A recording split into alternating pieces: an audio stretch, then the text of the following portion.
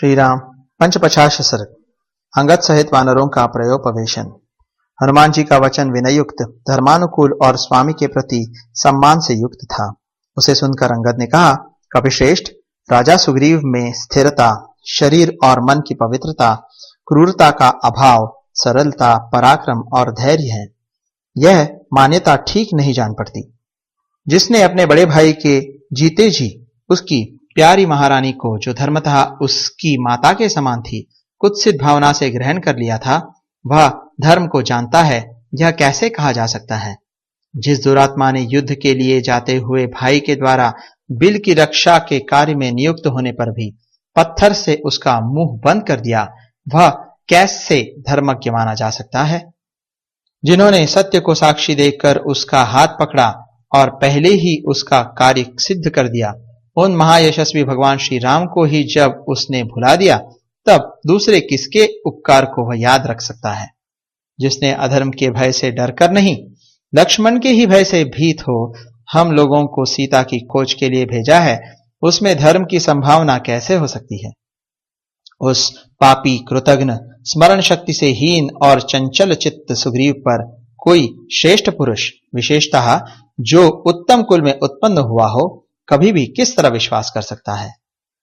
अपना पुत्र गुणवान हो या गुणहीन, उसी को राज्य पर बिठाना चाहिए, ऐसी धारणा रखने वाला सुग्रीव मुझ शत्रुकुल में उत्पन्न हुए बालक को कैसे जीवित रहने देगा। सुग्रीव से अलग रहने का जो मेरा गूढ़ विचार था, वह आज प्रकट हो गया। साथ ही उसकी आज्ञा का पालन न करने के कारण मैं अपराधी भी हूं। इतना ही नहीं, मेरी शक्ति क्षीण हो गई है, मैं अनाथ के समान दुर्बल हूं। ऐसी दशा में किष्किंधा में जाकर कैसे जीवित रह सकूंगा। सुग्रीव शठ, क्रूर और निर्दयी है। वह राज्य के लिए मुझे गुप्त रूप से दंड देगा अथवा सदा के लिए मुझे बंधन में डाल देगा। इस प्रकार बंधन जनित कष्ट भोगने की अपेक्षा उपवास करके प्राण देना ही मेरे लिए श्रेयस्कर है। अतः सब वानर मुझे यहीं रहने की आज्ञा दें और अपने अपने घर को चले जाएं। मैं आप लोगों से प्रतिज्ञा पूर्वक कहता हूं कि मैं किष्किंधापुरी को नहीं जाऊंगा, यही मरणांत उपवास करूंगा। मेरा मर जाना ही अच्छा है। आप लोग राजा सुग्रीव को प्रणाम करके उनसे मेरा कुशल समाचार कहिएगा। अपने बल के कारण शोभा पाने वाले दोनों रघुवंशी बंधुओं से भी मेरा सादर प्रणाम निवेदन करते हुए कुशल समाचार कह दीजिएगा। मेरे छोटे पिता वानरराज सुग्रीव और माता रुमा से भी मेरा आरोग्य पूर्वक कुशल समाचार बताइएगा। मेरी माता तारा को भी धैर्य बंधाइएगा। वह बेचारी स्वभाव से ही दयालु और पुत्र पर प्रेम रखने वाली है। यहाँ मेरे नष्ट होने का समाचार सुनकर वह निश्चय ही अपने प्राण त्याग देगी। इतना कहकर अंगद ने उन सभी बड़े बूढ़े वानरों को प्रणाम किया और धरती पर कुश बिछाकर उदास मुंह से रोते रोते वे मरणांत उपवास के लिए बैठ गए। उनके इस प्रकार बैठने पर सभी श्रेष्ठ वानर रोने लगे और दुखी हो नेत्रों से गरम गरम आंसू बहाने लगे। सुग्रीव की निंदा और वाली की प्रशंसा करते हुए उन सब ने अंगद को सब ओर से घेर कर आमरण उपवास करने का निश्चय किया।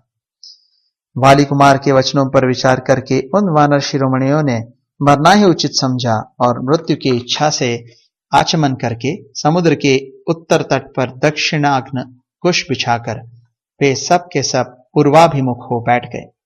श्री राम के वनवास, राजा दशरथ की मृत्यु, जनस्थानवासी राक्षसों के संहार, विदेह कुमारी सीता के अपहरण, जटायु के मरण, बाली के वध और श्री राम के क्रोध की चर्चा करते हुए उन वानरों पर एक दूसरा ही भय आ पहुंचा।